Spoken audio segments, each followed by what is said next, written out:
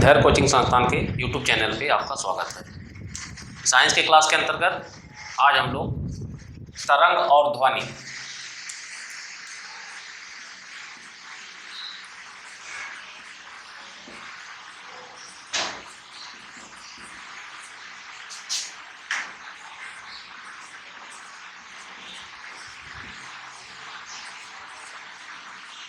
Wave and sound पर चर्चा करेंगे। आइए इसकी शुरुआत करते हैं तरंग से।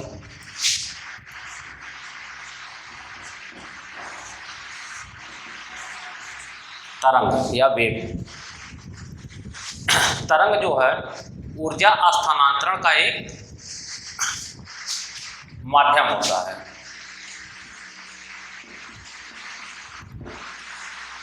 तरंगों के द्वारा ही ऊर्जा एक स्थान से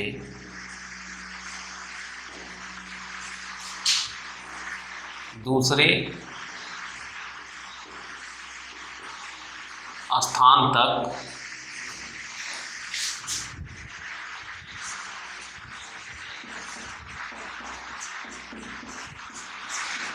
स्थानांतरित होता है। हमने आपको बताया कि तरंगों के द्वारा ही ऊर्जा एक स्थान से दूसरे स्थान तक स्थानांतरित होता है। अर्थात जब हम लोग कहीं तालाब में देखें, मान लीजिए यह एक तालाब है जिसमें पानी भरा हुआ है, हम इसमें एक कंकड़ यहाँ पर फेंकते हैं, तो कंकड़ के फेंकने से क्या होता है, एक हलचल इसमें उत्पन्न होती है। इस तरह की एक हलचल उत्पन्न होती है और ये लगभग किनारे तक ऐसे पहुँच जाती है। तो यह जो तालाब में उत्पन्न हलचल है कंकड़ के फेंकने के पश्चात, ये उत्पन्न हलचल ही तरंग है। ये हलचल ही तरंग है और इसके द्वारा जो इसमें संचित ऊर्जा था, यह एक स्थान से दूसरे स्थान तक पहुंच रहा है। ठीक, तो तालाब में या किसी भी ठोस द्रव या गैस माध्यम में उत्पन्न हलचल ही तरंग होता है, जिसके माध्यम से ऊर्जा एक स्थान से दूसरे स्थान तक स्थानांतरित होता है। अब आइए देखते हैं कि तरंगें कितनी प्रकार की होती हैं।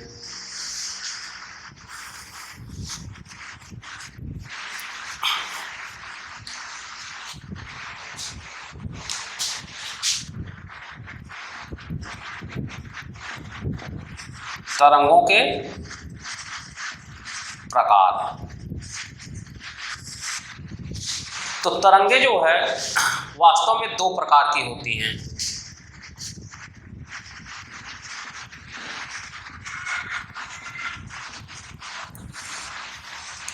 दो प्रकार की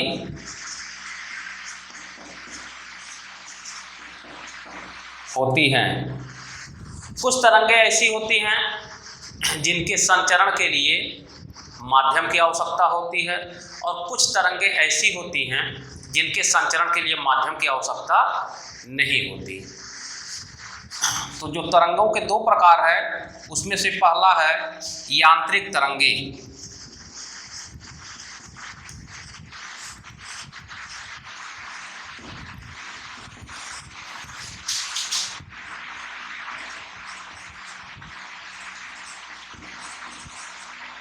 मैकेनिकल वेव, और दूसरा है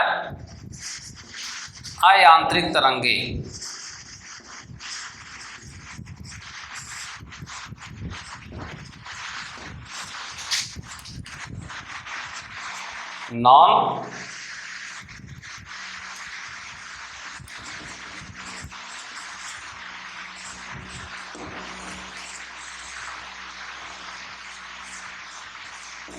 नॉन मैकेनिकल वेव। पहला होता है यांत्रिक तरंग और एक होता है अयांत्रिक तरंग। और इसका जो विभाजन होता है, विभाजन का आधार जो होता है, किस आधार पे इसको हमने विभाजित किया दो भागों में, तो विभाजन का आधार होता है माध्यम की उपस्थिति और अनुपस्थिति।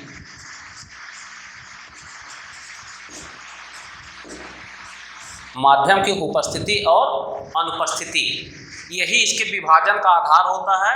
और इसी आधार पे तरंगों को दो प्रकार का मान लिया जाता है, एक यांत्रिक तरंगे होती हैं और एक अयांत्रिक तरंगे होती हैं। यांत्रिक तरंगों के विषय में अब हम लोग चर्चा करेंगे कि यांत्रिक तरंगे किसे कहते हैं।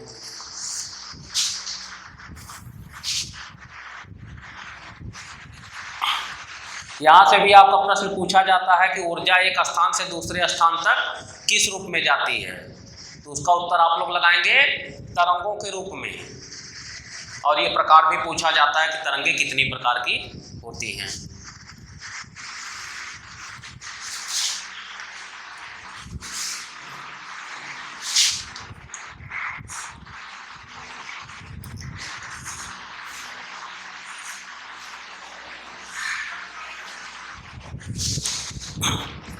अब पहले हम लोग देखेंगे यांत्रिक तरंगों के विषय में।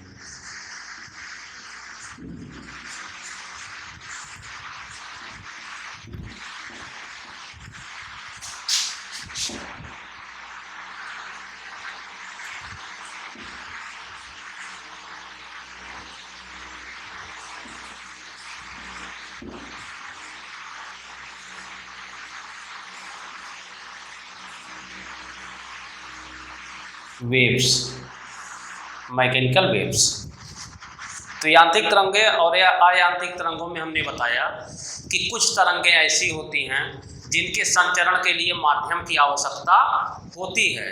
तो वे तरंगे जिनके संचरण के लिए माध्यम की आवश्यकता होती है उन्हें कहते हैं यांत्रिक तरंगे।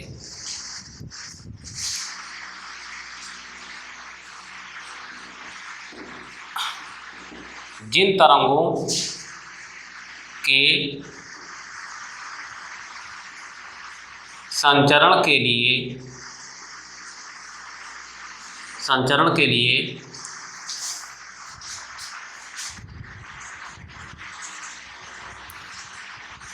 माध्यम मतलब ठोस, द्रव या गैस, ये तीन माध्यम होते हैं। पदार्थों की जो अवस्था होती है, माध्यम की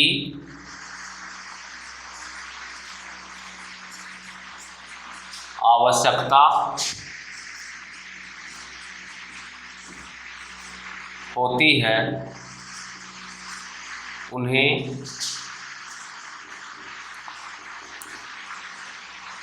यांत्रिक तरंगे कहते हैं। अर्थात जो तरंगे निर्वात में नहीं उत्पन्न की जा सकती, उनको संचरित होने के लिए चाहे वो ठोस में उत्पन्न हो सकती हैं, चाहे द्रव में उत्पन्न हो सकती है, या तो गैस में उत्पन्न हो सकती है। इसके अलावा अगर वैक्यूम होगा,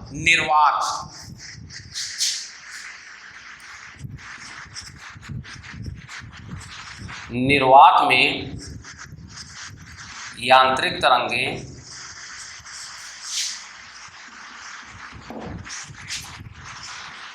नहीं उत्पन्न की जा सकती।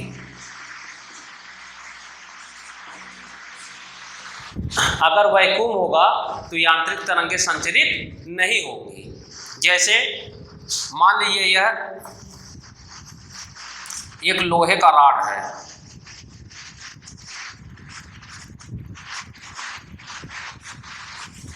अब हम इस लोहे के रॉड पर चोट करते हैं किसी भी चीज से, तो जब हम लोहे के रॉड पर चोट करते हैं तो उसमें से एक ध्वनि निकलती है।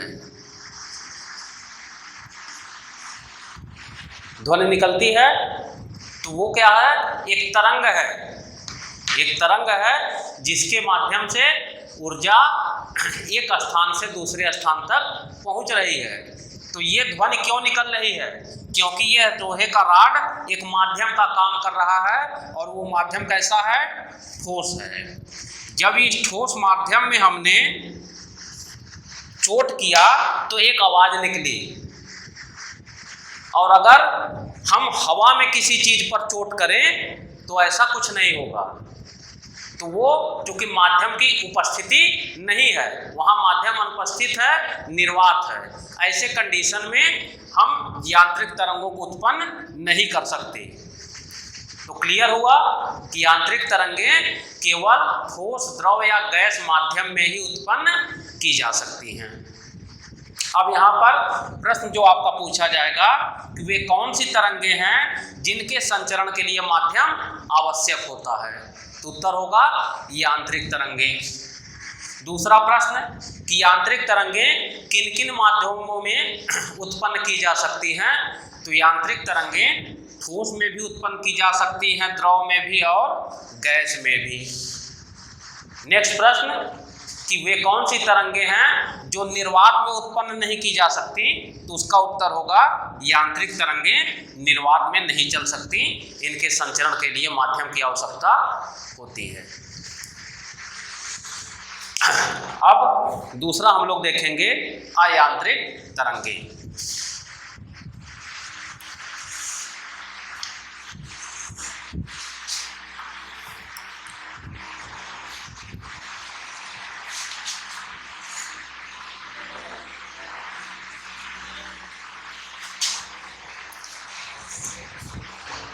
अब सेकंड होगा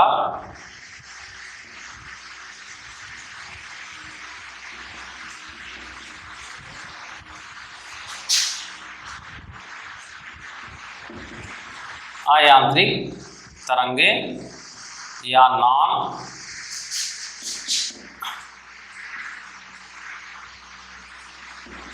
mechanical waves. Non mechanical waves.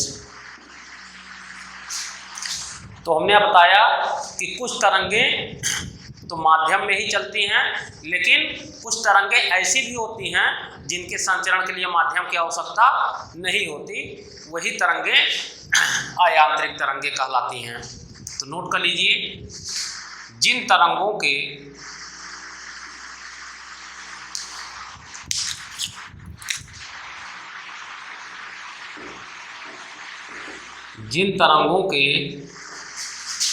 संचरण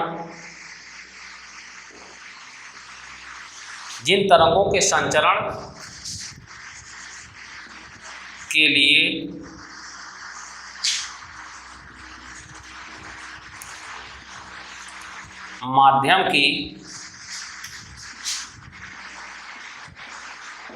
माध्यम की आवश्यकता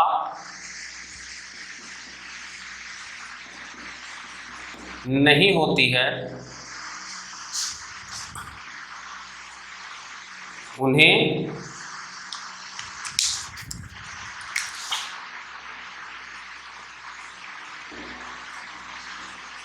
अयांत्रिक तरंगें कहते हैं।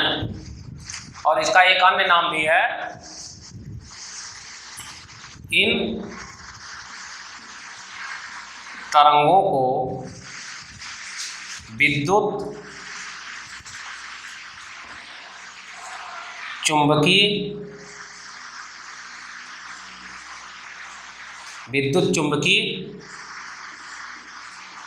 तरंगें भी कहते हैं। ठीक, दूसरे शब्दों में इसी को कहा जा सकता है अयांत्रिक या विद्युत चुंबकीय तरंगें निर्वात में भी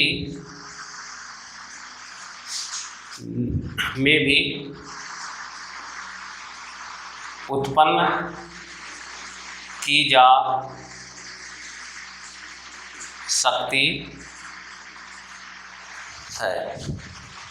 ठीक, तो जो तरंगें निर्वात में चल सकती हैं या जिनके संचरण के लिए ठोस द्रव या गैस, ठोस द्रव या गैस, ये तीनों माध्यम आवश्यक नहीं होते। ऐसे तरंगें जो न तो ठोस की आवश्यकता है चलने के लिए, ना ही द्रव की आवश्यकता है और ना ही गैस की आवश्यकता है, इन तरंगों को अयांत्रिक या विद्युत चुंबकीय तरंगें कहा जाता है। तो अगर प्रश्न में आ जाए कि किन तरंगों के संचरण के लिए माध्यम की आवश्यकता नहीं होती, उत्तर होगा अयांत्रिक तरंगें, या इसी को विद्युत चुंबकीय तरंग भी दे सकता है ऑप्शन में।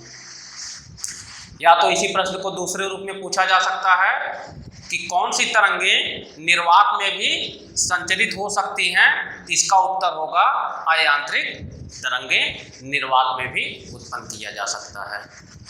जैसे इसका उत्तर आप लोग जान लीजिए, प्रकाश उदाहरण है, प्रकाश। अब जो प्रकाश होता है, देखिए सूर्य का प्रकाश या किसी कमरे में लगे हुए बल्ब का प्रकाश या सर्च लाइट का प्रकाश या जो मोबाइल में जो प्रकाश है, इन प्रकाश को संचरित होने के लिए, चलने के लिए, गति करने के लिए किसी माध्यम की आवश्यकता नहीं होती। जब सूर्य का प्रकाश सूर्य से आता है तो उसे एक लंबी दूरी तय करके पृथ्वी तक आता है, और उसे पृथ्वी तक पहुंचने में हमने आपको बताया था कि लगभग 500 सेकेंड या 8 मिनट 19 सेकेंड का टाइम लगता है। तो ये तरंगे लेकिन पृथ्वी तक पहुंच जाती हैं, इनको चलने के लिए किसी माध्यम की आवश्यकता नहीं होती, निर्वात में भी ये चल सकती हैं। तो ऐसी तरंगे अयांत्रिक तरंगे कहलाती हैं। ठीक, अब हम लोग देखेंगे यांत्रिक तरंगों के प्रकार।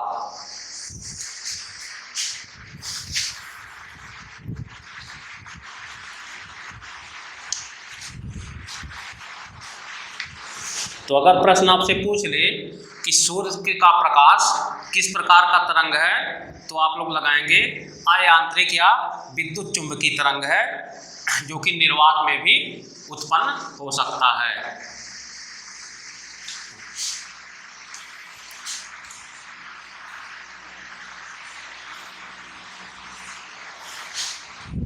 अब आइए यांत्रिक तरंगों के प्रकार पर हम लोग चर्चा करेंगे।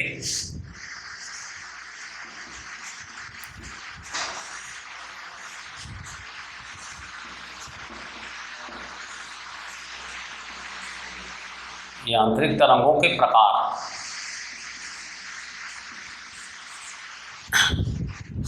Types of mechanical waves. ठीक, तो यांत्रिक तरंगें दो प्रकार की होती हैं। पहला होता है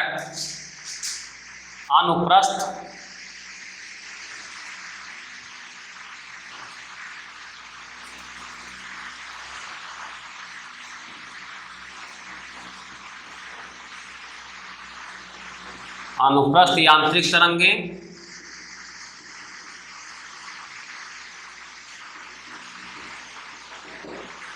और दूसरा होता है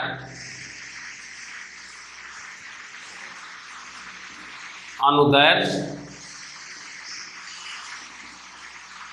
यांत्रिक तरंगें। एक होता है अनुप्रस्थ यांत्रिक तरंगें और दूसरा होता है अनुदैर्ध्य यांत्रिक तरंगें। तो अनुप्रस्थ यांत्रिक तरंगें जो होती हैं इनके विषय में नोट कर लीजिए।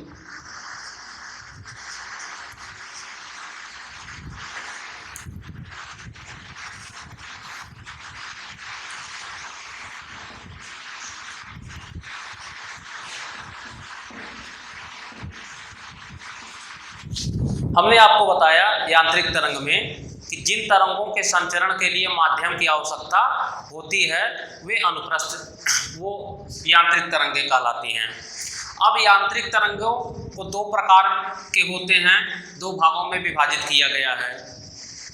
तो यहाँ पर ये जो विभाजन का आधार है कि किसी भी यांत्रिक तरंगों को, कुछ यांत्रिक तरंगें ऐसी हैं जिन्हें हम लोग कहते हैं वे अनुप्रस्थ हैं, कुछ यांत्रिक तरंगें ऐसी होती हैं जिन्हें हम लोग कहते हैं कि ये अनुदैर्घ्य तरंगें हैं। तो इसका आधार क्या है, किस आधार पे यह विभाजन हुआ है कि यांत्रिक तरंगों को भी दो भागों में बांटना पड़ा।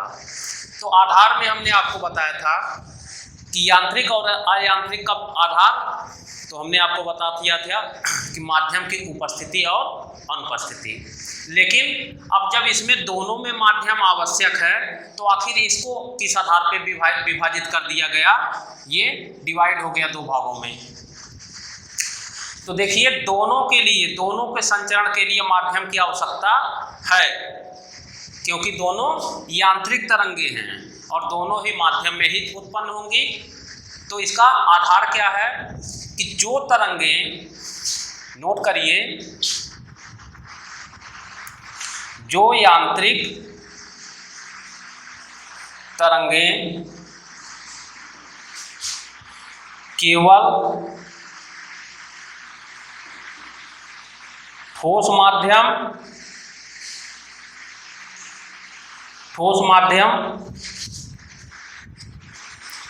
तथा द्रव के ऊपरी सतह पर उत्पन्न की जा सकती हैं,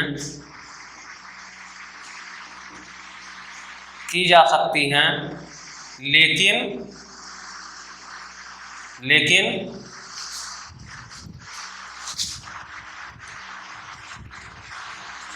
द्रव के भीतरी भागों तथा गैस में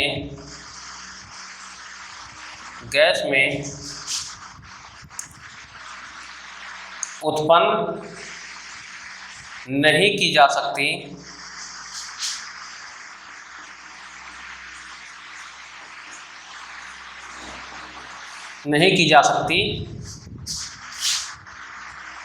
उन्हें अनुप्रस्थ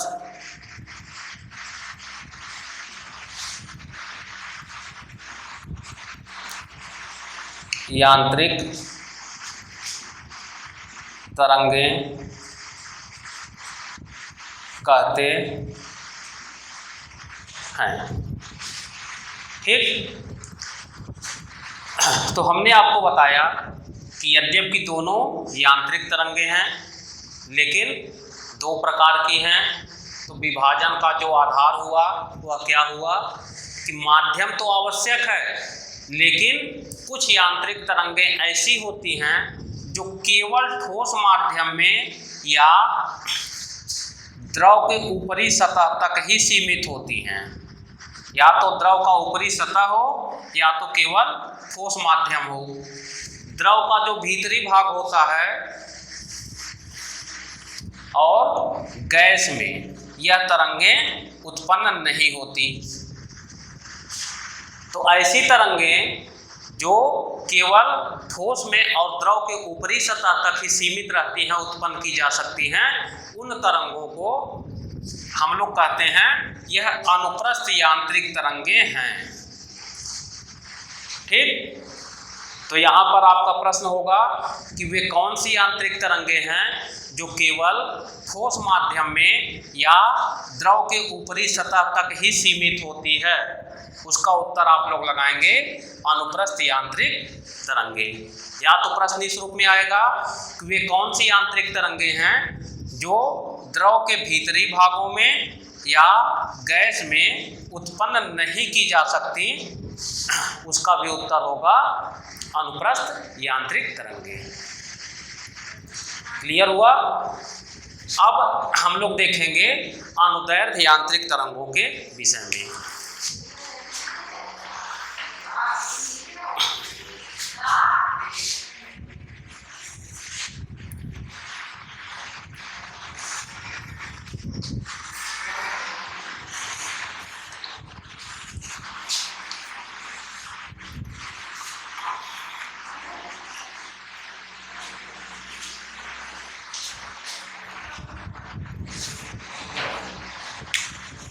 दूसरा है अनुदैर्ध्य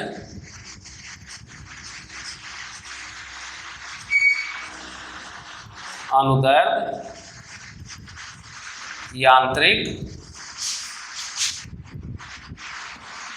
तरंगे। अनुदैर्ध्य यांत्रिक तरंगे। अनुदैर्ध्य यांत्रिक तरंगों के विषय में विभाजन का वही आधार होगा, माध्यम ही। तो इसमें लिखिए वे यांत्रिक तरंगे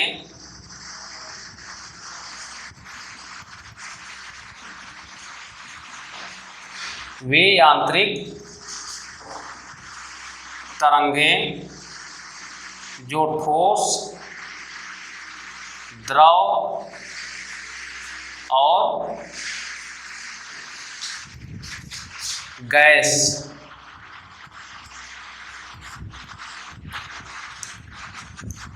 सभी माध्यमों में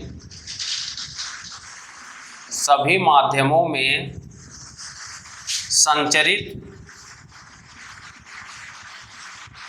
हो सकती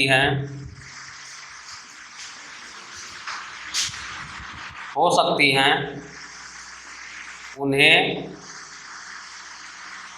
अनुदैर्ध्य यांत्रिक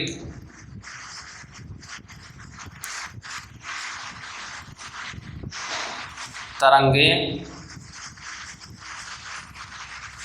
कहते हैं। ठीक, तो जो यांत्रिक तरंगे ठोस में भी उत्पन्न होंगी, द्रव में भी उत्पन्न होंगी और साथ ही साथ गैस में भी उत्पन्न होंगी, वो कहलाएंगी अनुदैर्ध्य यांत्रिक तरंगे। तो यहाँ जो विभाजन का आधार है ये स्पष्ट हो गया कि हम लोग यांत्रिक तरंगों को दो भागों में क्यों डिवाइड करते हैं। तो उसका कारण है कि माध्यम तो आवश्यक है दोनों के लिए। अनुप्रस्थ भी माध्यम में ही चलेगा, निर्वात में नहीं चलेगा। अनुदैर्ध्य भी माध्यम में ही चलेगा, निर्वात में नहीं चलेगा। लेकिन शर्त क्या है कि अनुप्रस्थ ठोस में चलेगा और द्रव के ऊपरी भाग तक ही सीमित है, लेकिन अनुदैर्ध्य जो है यह ठोस, द्रव और गैस सभी माध्यमों में संचरित होती हैं। तो इसी आधार पे माध्यम की कुछ उपस्थिति और अनुपस्थिति के आधार पे ही कि माध्यम तो चाहिए लेकिन सभी माध्यम नहीं चाहिए। तो ऐसी तरंगें जो केवल कुछ माध्यमों में उत्पन्न हो सकती हैं वो कहलाएंगी अनुप्रस्थ, और ऐसी तरंगें जो सभी माध्यमों में उत्पन्न हो जाएंगी वो कहलाएंगी अनुदैर्ध्य तरंगे। तो यहाँ जो प्रश्न होगा वे कौन सी यांत्रिक तरंगे हैं जो ठोस, द्रव और गैस सभी माध्यमों में उत्पन्न की जा सकती हैं, तो उसका उत्तर आप लोग लगाएंगे अनुदैर्ध्य यांत्रिक तरंगे। इसका उदाहरण लिख लीजिए, प्रकाश,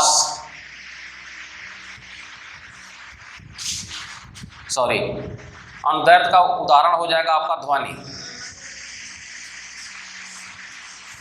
ध्वनि तरंगे ये ठोस में भी उत्पन्न होती हैं, द्रव में भी उत्पन्न होती हैं और गैस में भी उत्पन्न होती हैं। तो ध्वनि तरंग जो है यह जो है अनुदैर्ध्य यांत्रिक तरंग का उदाहरण होगा। जैसे आप लोग देखिए हम और आप आपस में अगर बात करना चाहें तो हमारी बात को आप सुनते हैं, आपकी बात को मैं सुनता हूँ। तो ऐसा क्यों होता है? क्योंकि हमारे और आपके बीच में हवा मतलब गैस यह एक माध्यम का काम करता है हमारी ध्वनि को आप तक पहुंचाने में और आपकी ध्वनि को हमारे तक पहुंचाने में। तो यहाँ पर गैस माध्यम हुआ। ठोस है, जब हम उस पर किसी चीज़ से चोट करते हैं तो वहाँ से एक आवाज़ आती है इस तरह से। द्रव है, उसमें कंकड़ डालिए तो उसमें से भी एक आवाज़ आती है टपक करके। तो ये ध्वनि तरंग अनुदैर्घ्य तरंग का उदाहरण होता है जो सभी माध्यमों में उत्पन्न की जाती हैं। एक प्रश्न ये भी पूछा जाता है, वह कौन निम्नलिखित में से कौन निर्वात में नहीं चल सकता? तो उसका उत्तर होगा ध्वनि, क्योंकि यह यांत्रिक तरंग है और यांत्रिक तरंग का की क्वालिटी ही है वो केवल माध्यम में ही संचरित होती है, निर्वात में संचरित नहीं होती। ठीक, इस तरह से आज हम लोग तरंग के विषय में अध्ययन किए कि तरंग और उसके प्रकार। अब नेक्स्ट वीडियो में हम लोग शेष तरंग के संबंधित और ध्वनि के संबंधित प्रश्नों का अध्ययन करेंगे। वीडियो अगर अच्छा लगा हो तो लाइक करिए, शेयर करिए और सब्सक्राइब करना मत भूलिएगा, जिससे अगले वीडियो का नोटिफिकेशन आपको प्राप्त हो सके। वीडियो को अंत तक देखने के लिए धन्यवाद।